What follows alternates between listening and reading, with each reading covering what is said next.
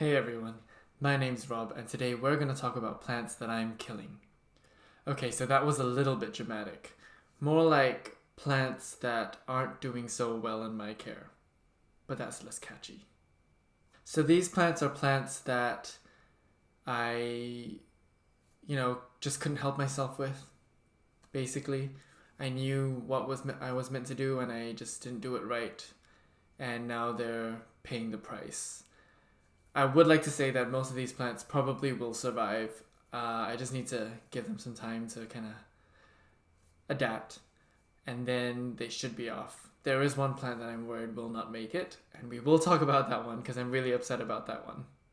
But first, we should talk about how we got into this position.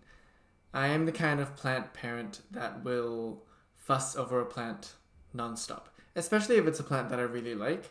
I don't know how to leave it alone. So all these plants, I've known better, I knew better, and yet I did what I did because I just couldn't wait and I couldn't help myself. And so now they're struggling. I also really wanted to do this video because I wanted to be really transparent about the fact that not everything does well all the time. Sometimes things just go wrong.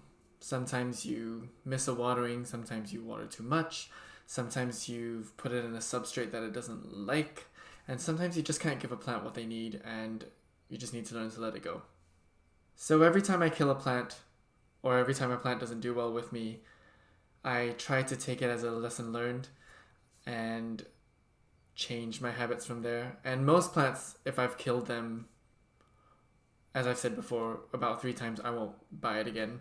But if it's once or twice, I will try again because sometimes it just is a matter of figuring things out and it's just teething problems.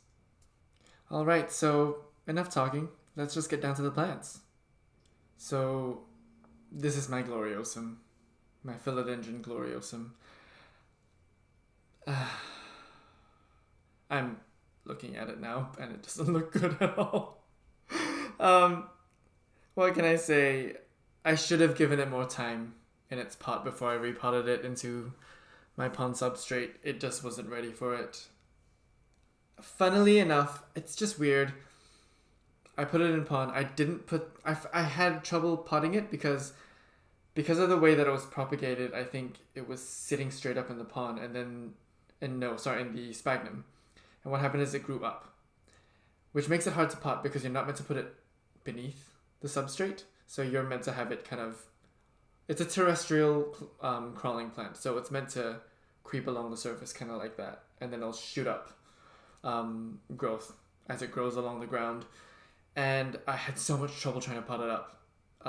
Initially I put a little bit beneath the substrate. Then I got worried, so I pulled it up and I had it on a stake. And this leaf started flopping. It wasn't yellow, but it started flopping. But then it started hardening up, and it's still pretty firm. And that's when the leaf started yellowing. And I was like, oh, look, fine, it's the oldest leaf. And when I was taking the sphagnum off of it, I did lose a couple longer roots, so not surprising there. And it was the root that was coming straight from that growth there. So yeah, that was unfortunate. But then I thought, hey, this leaf is going to be fine, and now it started yellowing. Just today, actually, it started yellowing. And then I did some research online, and I probably should have done this before because I've never had to convert something from sphagnum to pon. And people were saying that when they've potted straight from sphagnum to pon, it's struggled, basically. And someone was talking specifically about Gloriosum as well. Which is surprising because these are meant to be very resilient plants. I've known them to be resilient plants. It's just frustrating.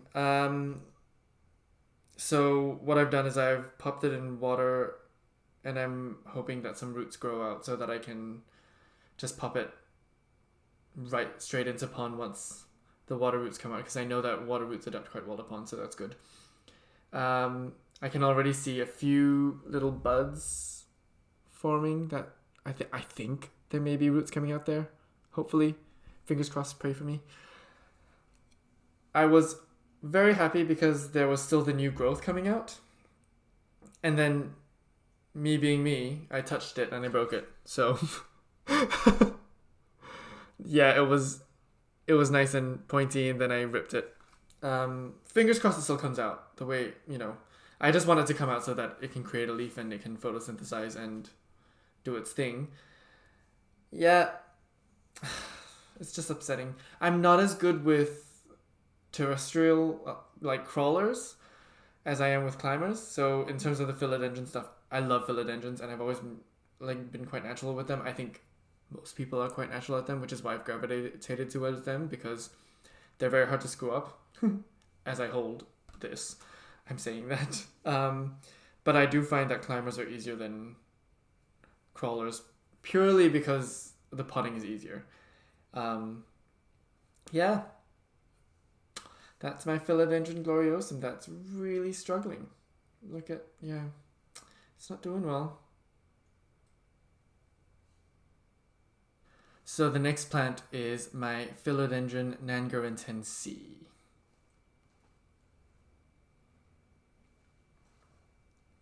Yeah. That leaf was already yellow when I got it, so I don't know.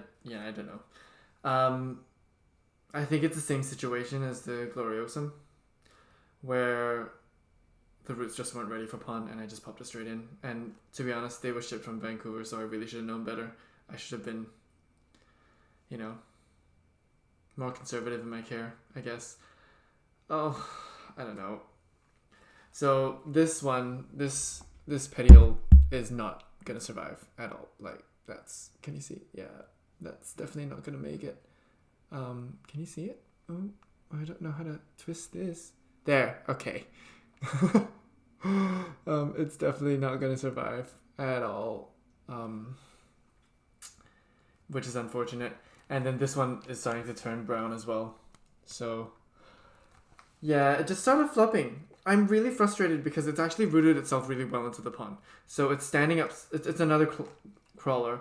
And this one has actually kind of made itself nice and stable in the pond. So if I wiggle it, it's really good.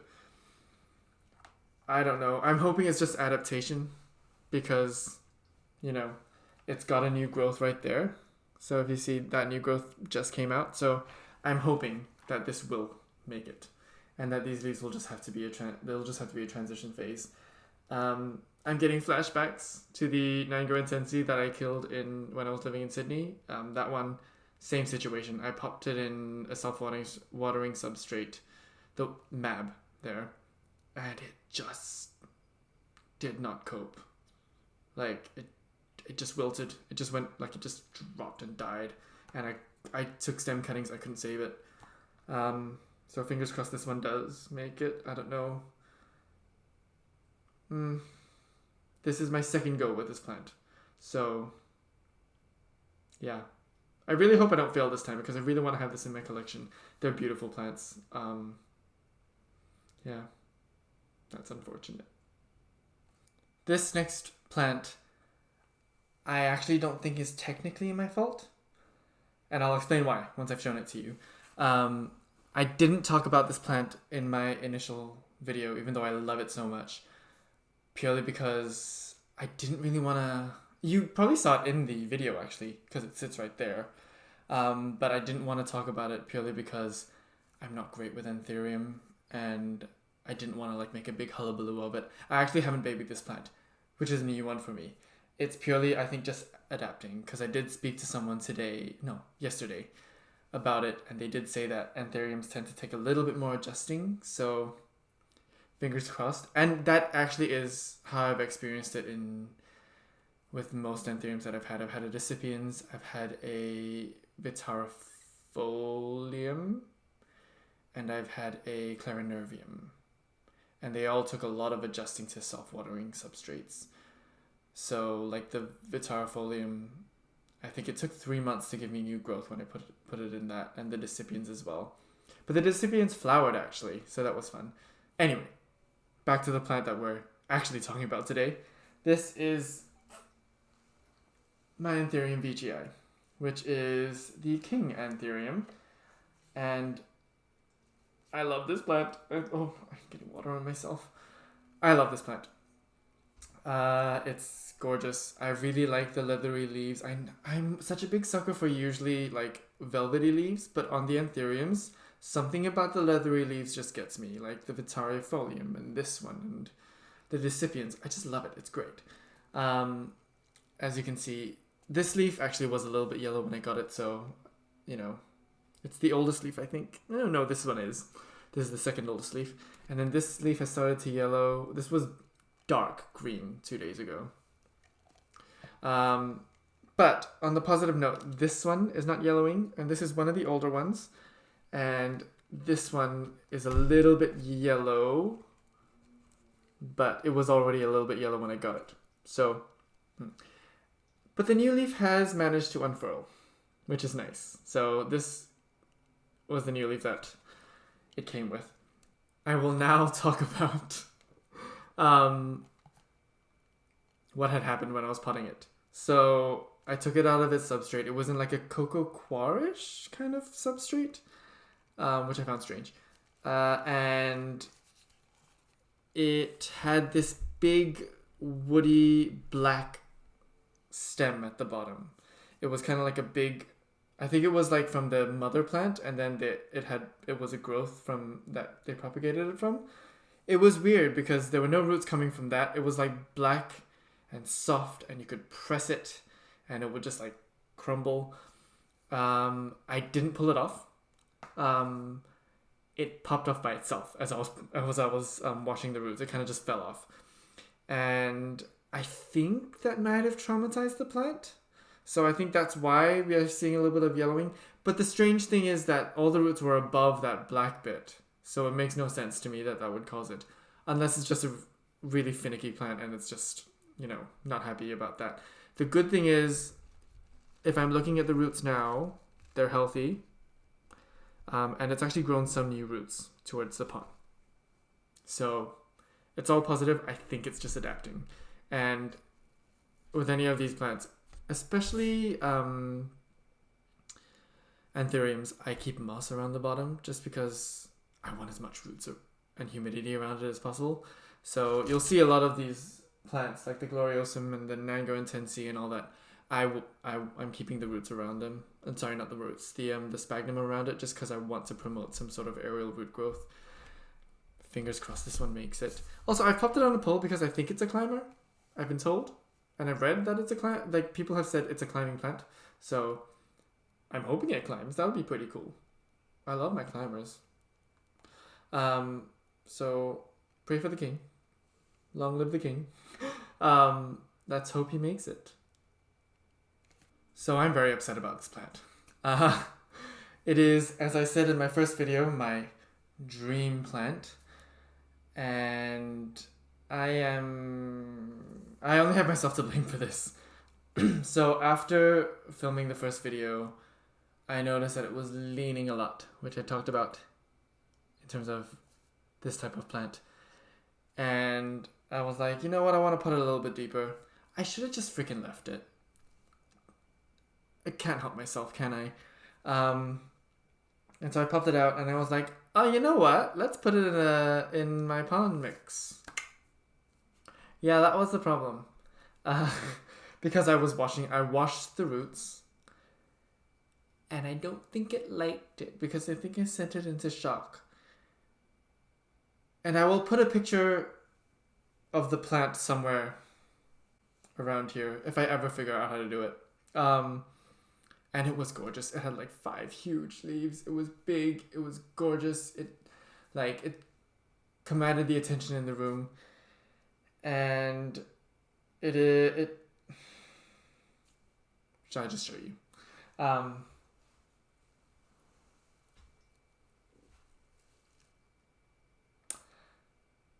Yeah.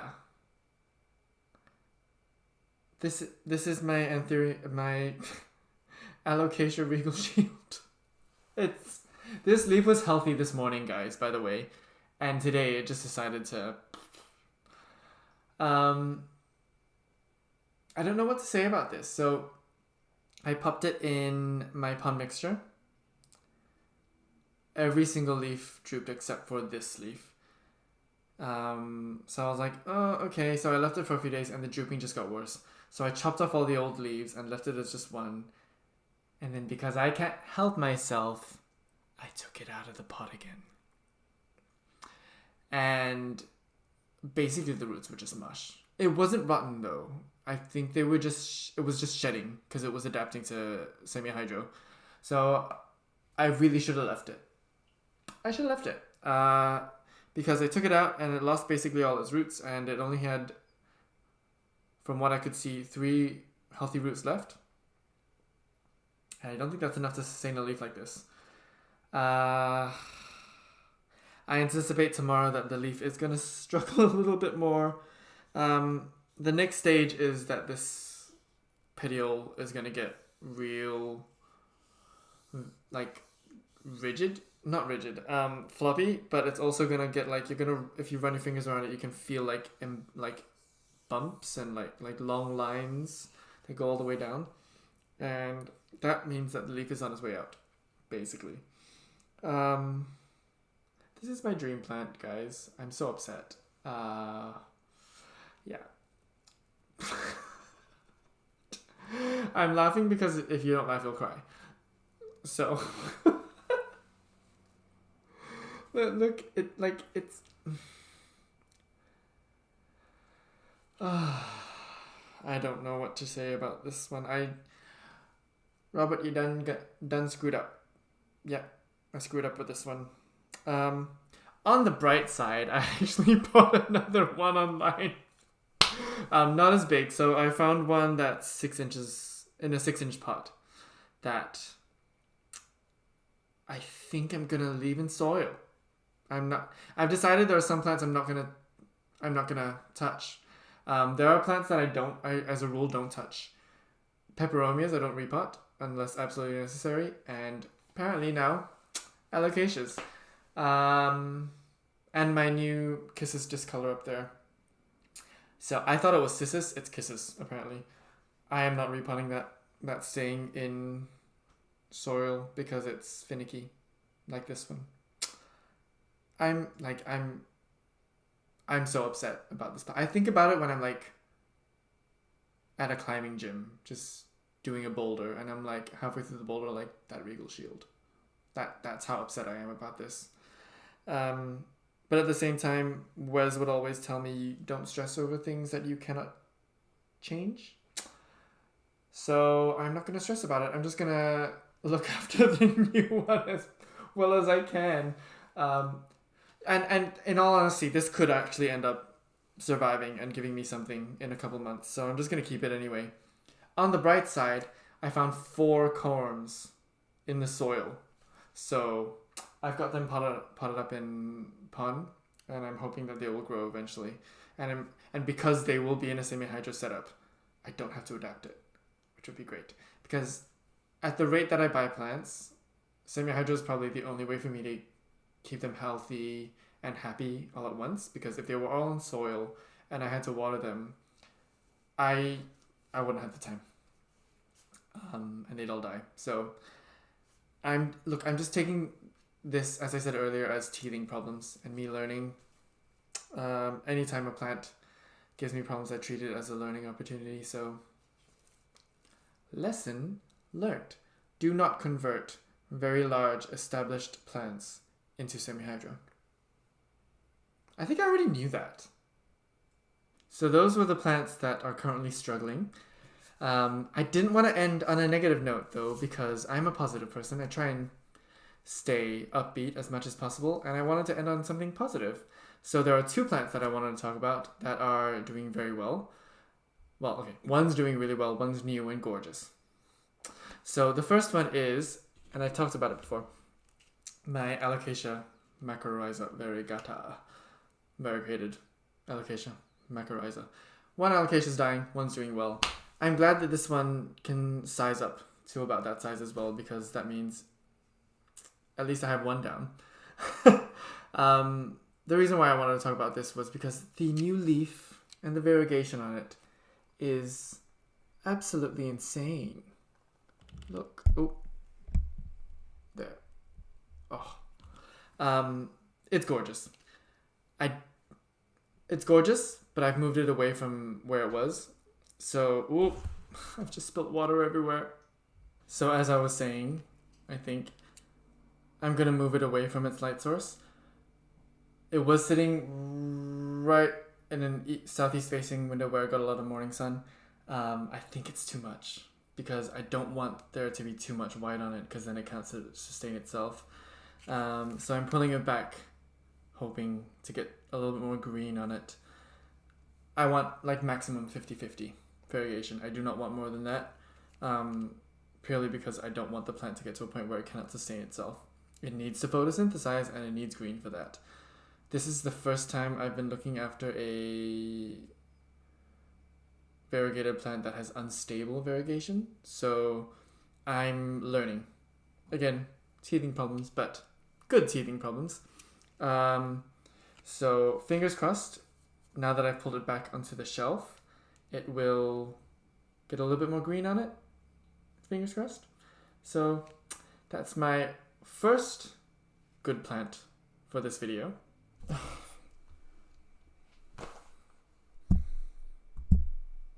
He's been good all this time, and then now he's decided to... That was Archie, if you managed to catch him. Okay, he's left, finally. The other good plant I wanted to talk about is the Philodendron Splendid. It really is splendid. It is a cross between the Melanochrysum and the Varicosum, and you can so see it. It's got like the dark leaves of the Melanochrysum that are also longish. I think it gets big as well, and then it's also got the red backing, like the slightly red back that a Varicosum does. I love the Varicosum. They're gorgeous. I don't think I'll ever own one, purely because like I've heard they're spider mite magnets, and I am not going to deal with that.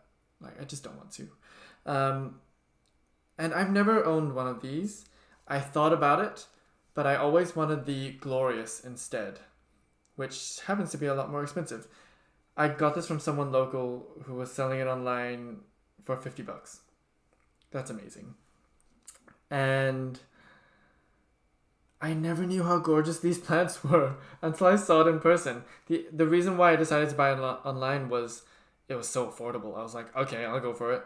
And then I saw it in person when I got it, and I was like, why don't these look as good in pictures as they do in person? They're so beautiful. It's amazing. They are so much prettier than the pictures I've seen, and maybe it's just the specimen that I've bought. But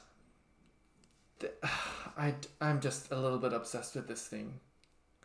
I just am obsessed with this thing, and I keep looking at it. This is one plant I know I won't fuss over, because I know that it's meant to be quite hardy. That and the Glorious are meant to be hardy. Most hybrids are.